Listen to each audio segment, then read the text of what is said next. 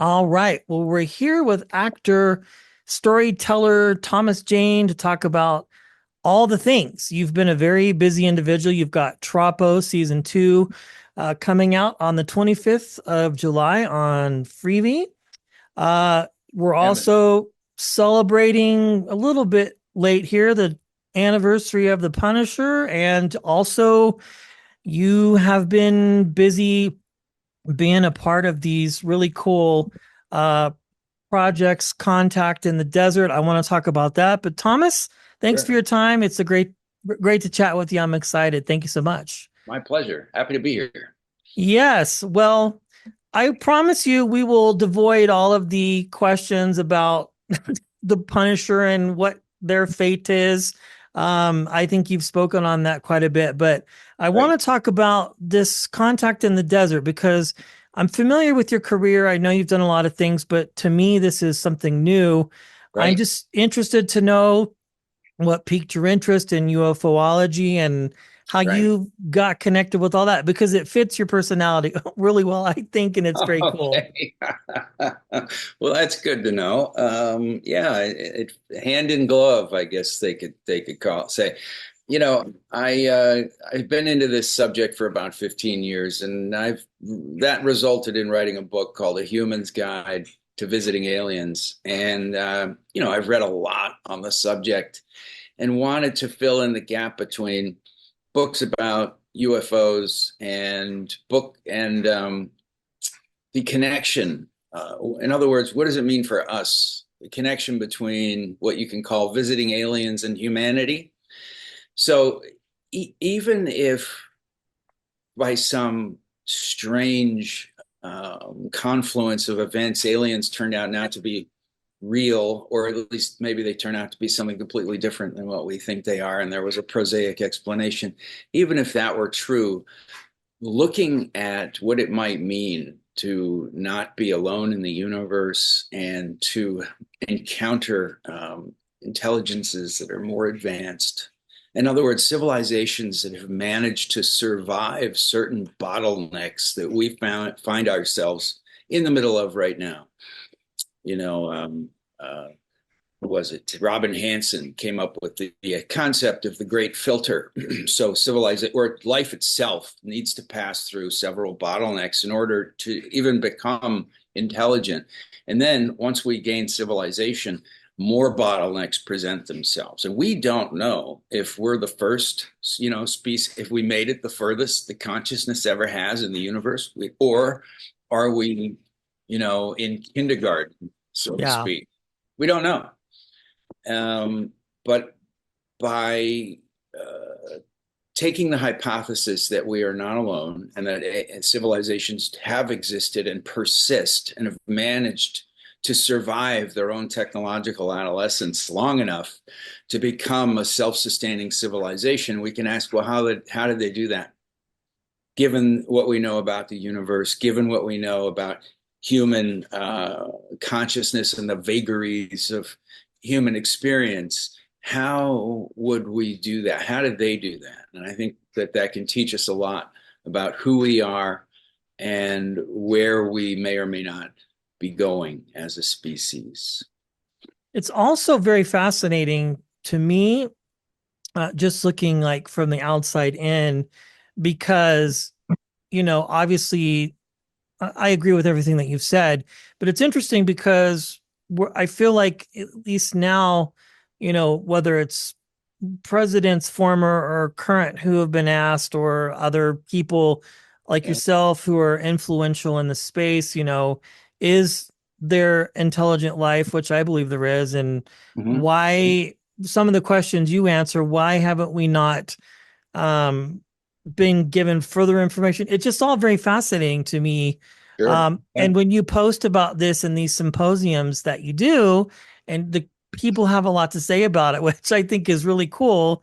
Right. And in your opinion, so to speak, why do you think maybe the information that we are given currently is limited, Right. or perhaps maybe why our government, so to speak, is not spoken out more on this So we and have in this world of ours something that Alexander Wendt and Raymond Duvall call the UFO taboo. Yeah. So there's a paper from 2007. You guys can Google it. It's called the UFO taboo. It's actually a really incisive paper about why there's this tacit proclamation in science and government against the study of UFOs. And in a nutshell, it's because they may resolve. It's very possible that if science and government did study UFOs, then they may resolve into intelligent constructions from an advanced society. And what that means for both science and government is that there's another sovereign entity not under control by science or Right. government. Science, we study things that aren't as intelligent as ourselves because we are the apex intelligence on this planet. So, Socorro, can you knock that off, please? So we study people who, well, we study, even studying each other is hard enough, right? Right. But studying an alien intelligence that doesn't want to be studied, we're not going to be able to do that because we're not as smart as them. You can't study something that's smarter than you that doesn't want to be studied. But more than that, it threatens anthropocentric sovereignty Yeah. that we have on the planet, and it's a serious threat, so it undermines the power structures that exist and fund scientific endeavor. Yeah, that's great. I would have loved to have gone to that event that we were invited to. I just think it's so interesting. Like, and I really do mean it when I say the fact that you have chosen to be a part of this and speak on it. I'm interested to know when these symposiums take place because there are a lot. This one is a big one that you were a part of, but I know there are other ones that exist when these teams or individuals reach out to you and they have this type of event, how do you filter the request? Because I imagine, I mean, people know you for who you are as an actor Right. and that sort of thing. So there's that part, but then there's the other part of your contribution and study on this. I mean, how do you decide like this is one that I want to do, or maybe not this one? I don't know how that process would work, but I think You people would you mean find it in terms fascinating. of the symposiums and stuff like Yeah, that? like how do you decide which ones you're going to Well, attend first you and have to be endorse? invited. Okay, Uh, right. Yes. I've actually never been invited to one before, but I had some of the folks who run Contact read some of my book, and they liked it enough. It was interesting enough that they Okay. asked me to come down and talk.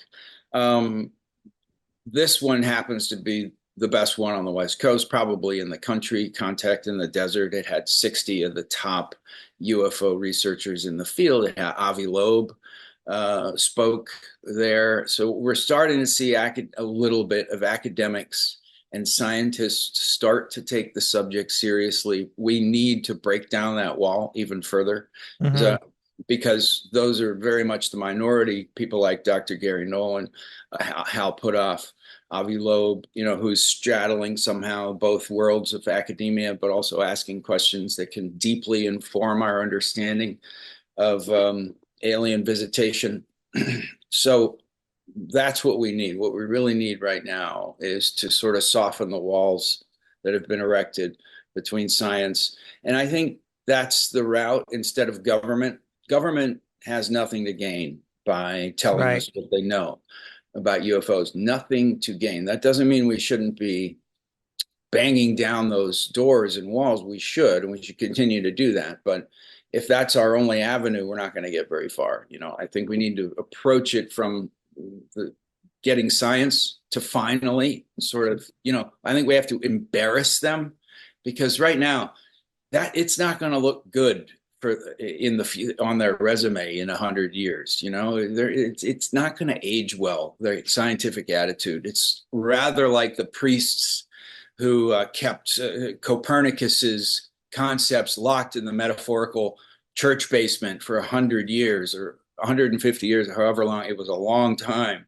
before his work finally, sort of escaped from the grip of the church, and we're in the same position now with the scientists. So it would be nice because we need more. We need all the brains we can get on the subject. We need to continue to soften the walls, and that's, I guess, why I've written the book and decided to start talking about it, because we just need every voice that we can, because it's the most important subject on the planet. It's the most momentous revolution since the Copernican revolution that we've ever had. I love it. It reminds me of my time when I was in the military, in the Air Force, and doing security police and getting assignments and things. And I think that was like the one job everybody wanted to have, was to work at Nellis Air Force Base and Right. be in that world. Yeah. Um, Nellis has some terrific lore surrounding it, especially Charles James Hall's experience yeah, in the 1960s with the tall white race of aliens who apparently been coming here for hundreds of years and using the Nevada desert as kind of a stopover, because apparently they come from a planet that's also arid and hot. So they're still there, apparently, hanging out at yeah, Nellis. I Yeah, know. Yeah, apparently they sort of built a base for them to hang out in, the mountains and the slopes there. So that I love Charles Hall's story. I think it's one of the most credible that we have of human alien interaction. yeah. It's all very fascinating to me, and I love the fact that you're involved, and I've watched videos and clips Yeah. and all of these things, and I think just the whole thing is extremely fascinating.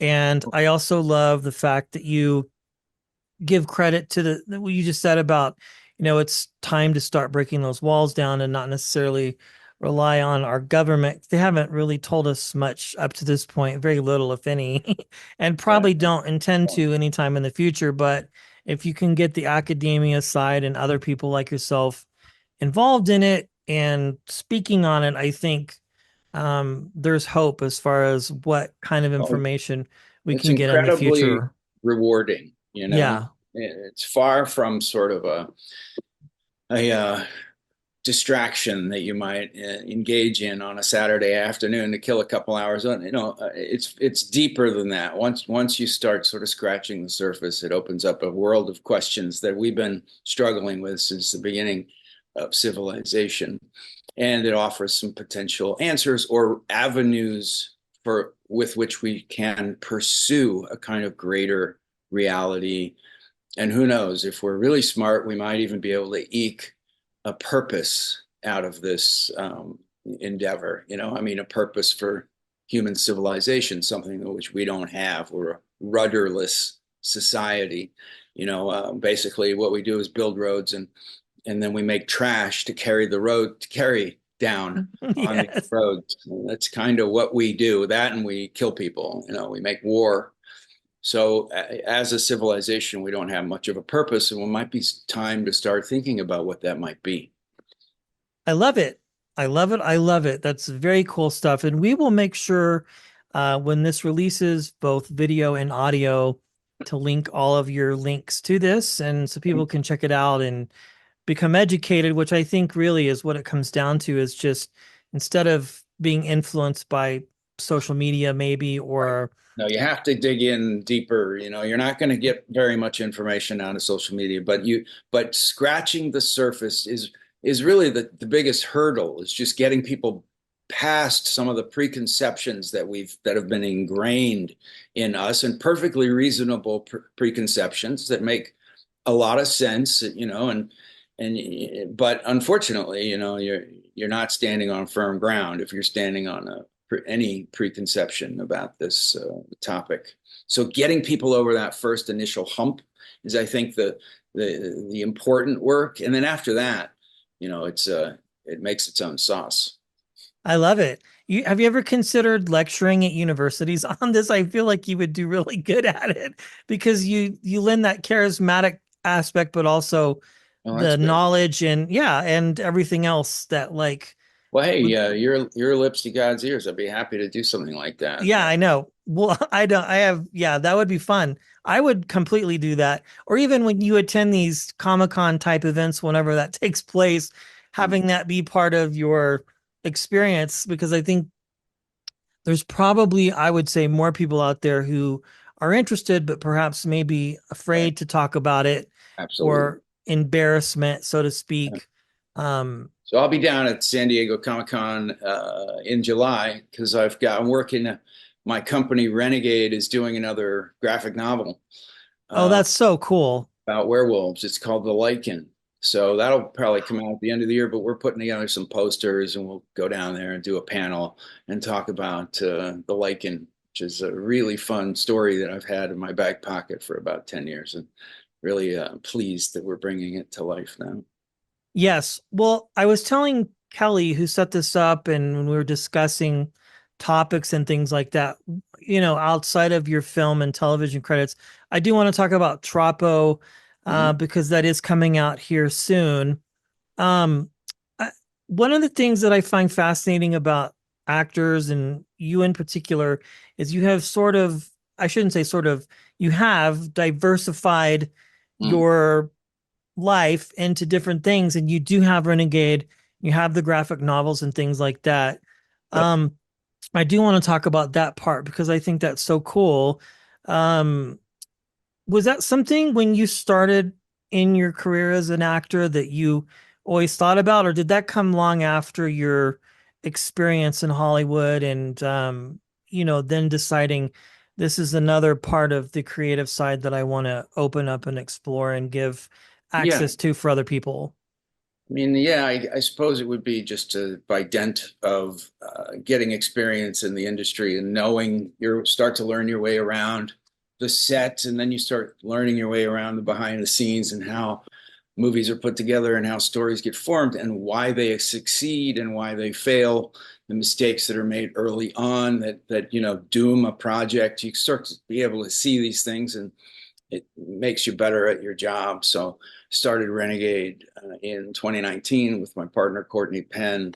We've done a few movies, and we're doing Troppo, which comes out July 25th on Amazon. I think they're getting rid of Freebie, so I think it's all Amazon. Yeah, I think that was kind of like an arm maybe for a short time, but that's so cool. Yeah, I think so that's very fascinaning. it's moving up to Amazon Prime, which is nice.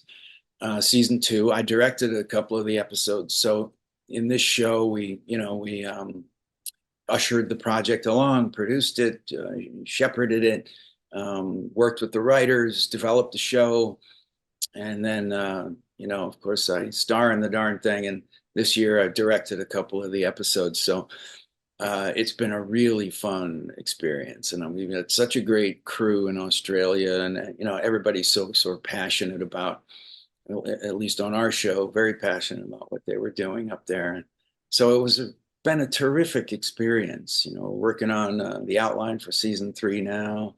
Wow. And, we have a great set of books that we've been working on. It's Candace Fox, if you guys haven't checked her out, if you like the crime and the detective stuff, Candace Fox's Crimson Lake series is just terrific. I think she's a wonderful writer, which is why we wanted to turn this thing into a show. It's really good and smartly written. I have seen season one, as I mentioned before we started taping. Season two screeners just showed up in my inbox a couple hours ago. So I'm excited to check it out. And that's one of the fun things about doing this is I get to watch these things first, Right? and experience them in a very different sort of way. Right. Um, Cool. just looking at your career and all the things that you've done, either it's through your Renegade arm or the, you know, Raw Intelligent Life. Studios, What's gra- that? Raw Studios, the graphic novel thing I All did. the studios, yeah, all of that stuff. At this point, how do you, because you have a family, you have kids, and you're busy, how Right, how do you decide like where to give your time? Because I imagine, I mean, right, I know sometimes we see things and they come out all at once and it's like, oh, they're really busy, but right, they've been done at different times in your life, but you also have the right. promotion of things and you're also constantly working. Like, how Yeah. do you decide at this point, like what's important to you and how you're going to commit your time to Time a particular management, project. Yeah. right? That's important.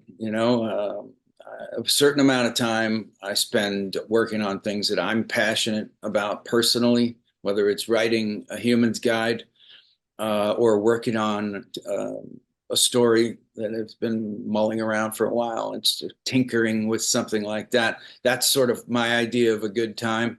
So, I don't go out to clubs or bars anymore, but I do find it to be sort of meditative to always be working on some form of a story. And then the other percentage of your time, you kind of have to weigh the artistic pursuit against, is this A going to make me some money? And Yes, that's B, always important. it's always that's how the world, that's what makes the world go round. So you have to weigh that against the artistic sort of rewards, and for me they have to be co-equal. I don't like working on stuff that I feel is might make me some money, but it's not very artistically rewarding in some fashion. So for me, I kind of, that's sort of the most important part. But so choosing projects that you feel would be commercial enough to for you to spend time on developing is and then hopefully ideas come to you. I get scripts all the time, and I get outlines and story ideas, or someone will recommend a novel, the way Candace came to us. So yeah, it's a good question because the second half of my career, I sort of realized I only have a certain amount of time to get shit done. Yeah, I love that. I think that will be a tagline for our episode. It's true because it's like Right. people want you obviously and you're busy. It's like, you know, how do you make it work and not be fulfilled at one spot, but then Yeah, also like, it has to be rewarding in it has some. to be at this point for sure. Um, Yeah, I appreciate your honesty in that. It's just so fascinating. Like this, I would love to hear your thoughts on the fact that we're in this world now where you've got Troppo, which is streaming here on the 25th of July. And then, there's just an inundation of content and projects and just so much to watch. It's crazy. I was saying, I've got your show and then there's things that are always coming in. Um, Couldn't what you couldn't watch it all even if you had the time. It's a Yeah, there's no chance. I have to hire people to watch things in some senses, unless I'm doing a press event, then I will clearly watch. But if it's like, hey, can you review this or can you, do an article on this? right. You have to figure out, how to do it. But with with all the inundation of entertainment, um, my question would be like, if you look, I mean, the way you started is clearly different than the way things are done now, but with all the venues for people to create, is there, unless there's the opportunity part, it's kind of a stream of consciousness question, so I apologize.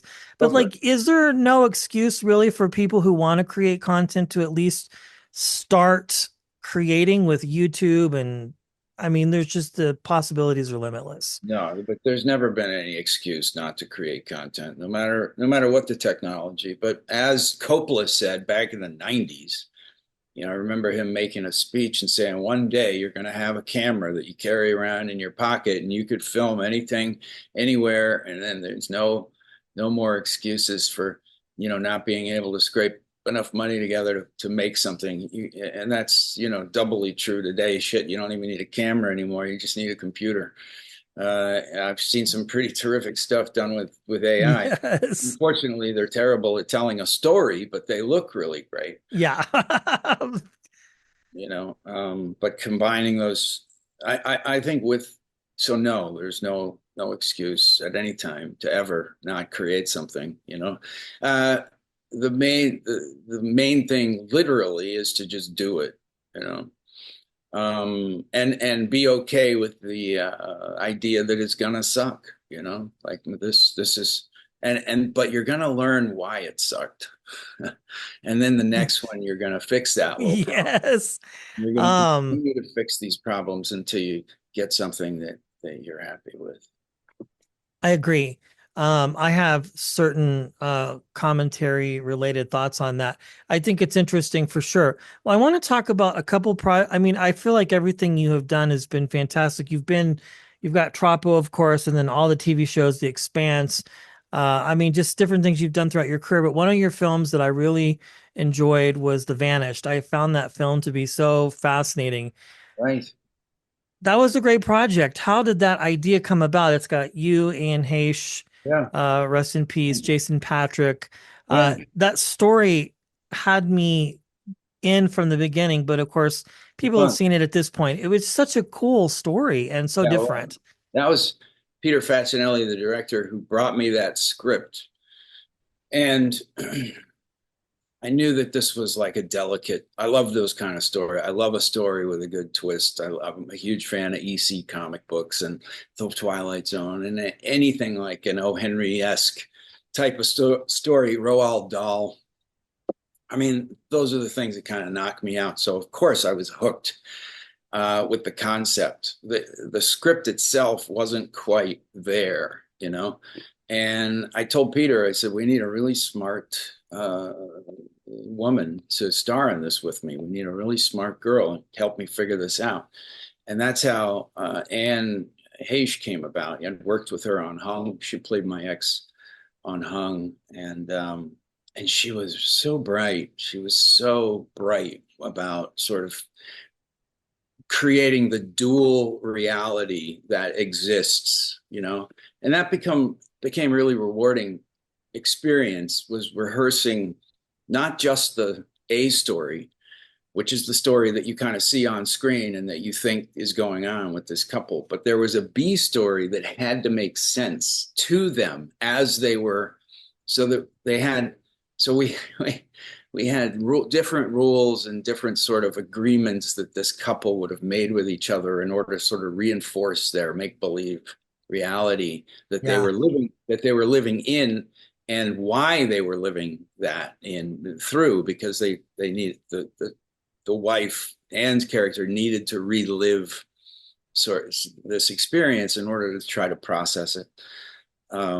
And that the husband had agreed to go along with this, you know, up to a point, and then of course it all falls apart. So that was a really rewarding experience. Facinelli came up with the concept and had the outline and the story of these characters, and it was really Anne who came in and